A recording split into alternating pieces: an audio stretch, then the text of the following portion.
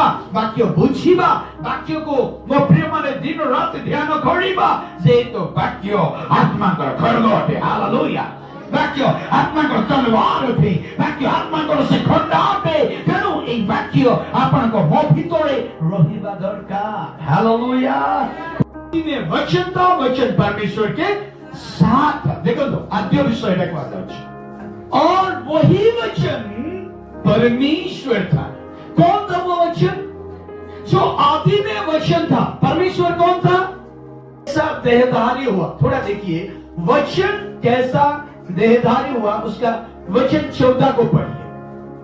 Gospel of John chapter 1 परमेश्वर के साथ था और वही वचन परमेश्वर था।